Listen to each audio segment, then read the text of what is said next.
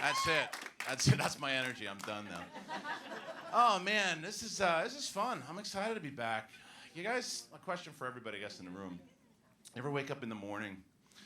Hey, you look in the mirror and you take a look at yourself and you go, "What happened? What happened? That wasn't supposed to be like this." I mean, we all have been there. It's like, oh, I was supposed to be an astronaut. I was supposed to play for the Yankees. I was supposed to be married to Julia Roberts. Yeah, right? I got into a 600-thread argument on Twitter with a guy named Doomcock Rules today about why I thought that the Twilight Kid was going to be a good Batman. I said, I don't know. I saw him in Rover. He looks pretty good. Said, no, he doesn't have the edge. He doesn't have the edge, and he played a character that sparkles, for Christ's sake. You fucking shill. All right, I'm sorry. I've done a lot of things. I've done a lot of things that I didn't think that I was going to do. I got married. Yep. Anybody can tell you anything that was going to happen. I got married. I had 2 kids. Right? So anyway, who's married? Anybody married? How long have you been married? 4 years. Okay, good. I've been married 11. I got good news for you. 11 years, passion is still there. It can be there, but you have to make it work. You got to have communication. Communication, I'm dead serious. Like, I walk into my living room the other day, and my wife lovingly calls back out, "There's shit in the trash!" "There's shit in the trash. It's been in here for a while and it stinks. Not my job. You have that chore." Passion. Romance. No, it wasn't a hard guess of why there was shit in the trash. Because up until not too recently, my 3-year-old was still taking a shit in her pants. It's a pandemic, and it's like my oldest picked it up quick. She was like, done. I don't want to do this anymore. But in the pandemic, my 3-year-old's like, no, and she had a great answer. I said, honey, we got to figure this out. Maisie, we got to stop. She goes, why? Where are we going?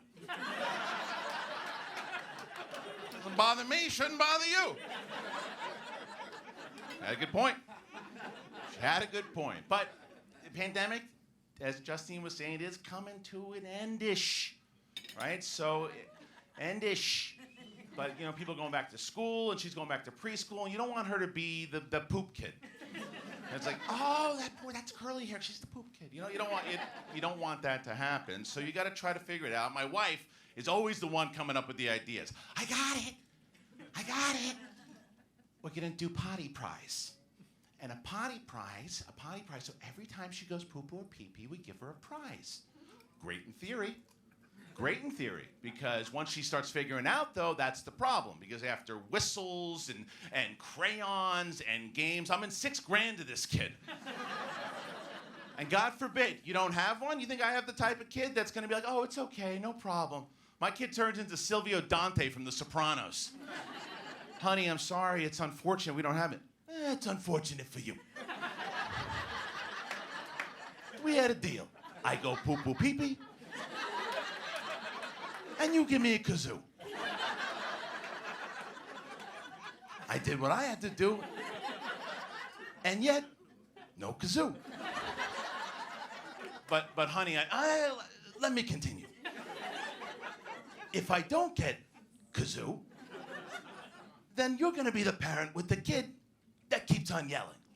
Or Mama's green couch is now gonna be red and blue because of the crayons that you got from the potty prize, might I add. This kid's a gangster. She is a gangster. We got one of those playhouses in the back that we built her for in the backyard. Yeah, she burnt it down and tried to get the insurance. It's unbelievable. I'm